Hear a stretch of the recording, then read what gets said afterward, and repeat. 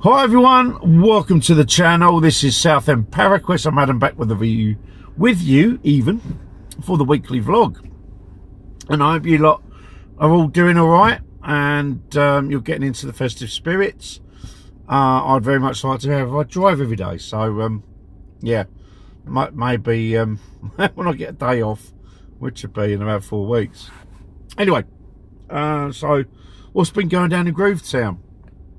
Now, this weekend has been very busy.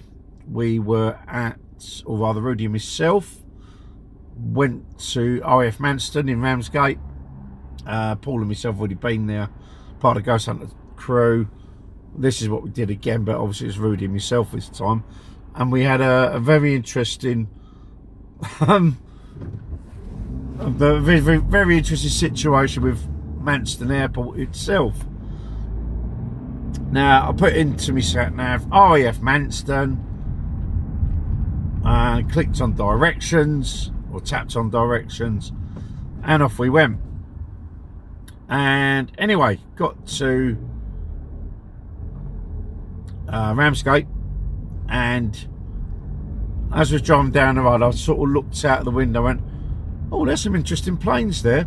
Drove straight past it because I'm following the sat-nav. It said turn right here. So I pulled into where there were some buildings and there was some Harris fencing, which was open like a gate. So we drove through, and there were several vehicles coming up the other way. And I sort of looked and I thought, I don't think I recognise this. I couldn't remember if that was what we'd seen when we last went to RAF Manston. So anyway, so there's a couple of cars that come the other way. I said to Red, I think this is wrong. I think it's back there where we were supposed to be. That site with the planes that we went past. So anyway, turned around, went to leave the site, only to find that we'd been locked in. They put the Harris fencing across and put a padlock and chain around the fencing, and I just sat there with immediate oh crap moment goes through your head, and you're like, what do I do now? Are we going to sit it to the morning? Do we try and find a phone number? What? Well, anyway, we managed to get out, that's all I will say, without damaging any fencing. So yeah, but oh, what moment. And we got to RAF Manston, and the rest of that evening was brilliant. We got decent activity last time I was down there, when it was, when me and Paul went. This one was even better. Hang on a minute. Okay, I don't think it's tall enough. So I'm just looking at some metal steps. Yeah, so yeah, we had a really good night Saturday. A lot of activity. We used the Rudy ring again, as we're calling it, which is a metal ring, which a group of people can join in with, and it's another way of getting interactions with spirit, like the table tipping and glass on the table and all that sort of thing. So it's another way of getting activity, which worked really well Saturday night. Everyone was certainly impressed with it. So that was Saturday. Sunday, you may or may not have seen it, we did a cheeky little live stream from St Andrew's Church in Ashington. It was a boys only one, because well, it was to do with the last Ask a Medium live stream, where we didn't have Tracy or Gloria or Karen with us, so it was a boys only one, and we kind of decided then that we should do a boys only paranormal night. And Jeff, who you will see on chat, you will see in the video, he's a regular watcher of our live stream. So we said, we said to Jeff about coming on to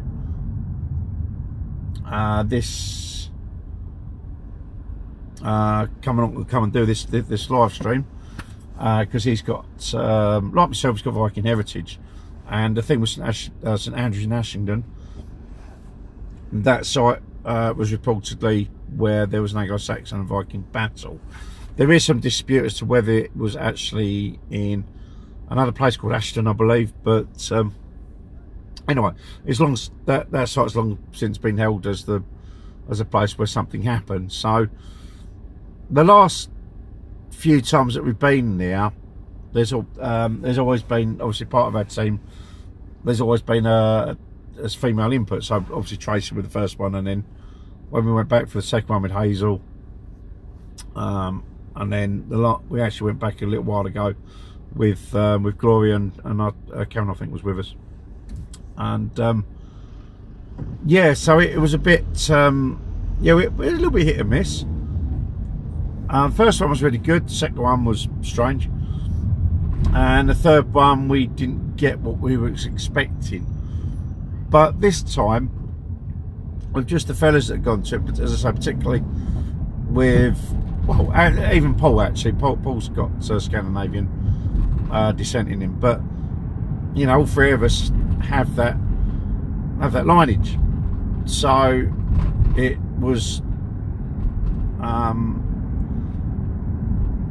it felt like it kind of attracted that energy back, and we did manage to get some bits and pieces there, which was quite illuminating, putting it mildly. So but obviously that was the live stream Sunday, so if you haven't already seen it, it will be up on the channel. You'll be able to watch that whenever you like, really. So yeah, that was a Sunday live stream. Now moving forward, obviously this being the first week of December, we've got the round table, which will be tomorrow night. It's the first Wednesday of the month. That is our round table night, and as promised, it will be regarding Rettendon. You can come and talk to the team, Paul, Gloria, Rudy, Karen and myself, about your thoughts, our experiences and so on, and you can get our feedback. Now, as you lot know, I've been down there a lot, I've done a lot of work on it, but the rest of the team basically went in blind. You know, apart from the initial report at the time about 3 drug dealers being shot, and that was it. There was, you know, they had no more interest in it, as did I, up until I went down that route a few years ago, and the rest is history, or my history anyway. So yeah, it'd be interesting to get their thoughts as people who walked in with no knowledge and then getting what they did. So yeah, we're going to do Wednesday night. We'll all be Rettendon. Obviously it's the anniversary as well this week, so that's timed very well. And we will be having a special guest. Now, those who don't already know, there is another channel which deals with crime and with crime related stuff, gangland things. They also talk to fighters and that's Liquid Bullet Productionz.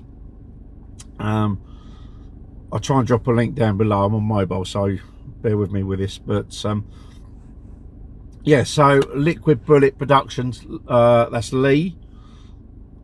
He will be with us as well on Wednesday, and those of you that know everything that's going on around Rettendon, Lee was the chap that interviewed Nipper Ellis that hit the national press, and obviously he's done other bits since, mainly with TMI.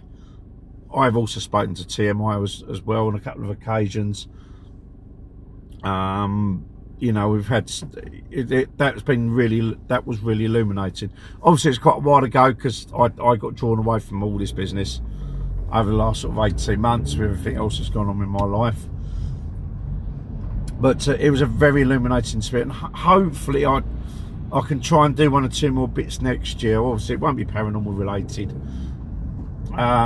You know, as I feel that's kind of reached the end of its line for you know, for the Rettendon murders.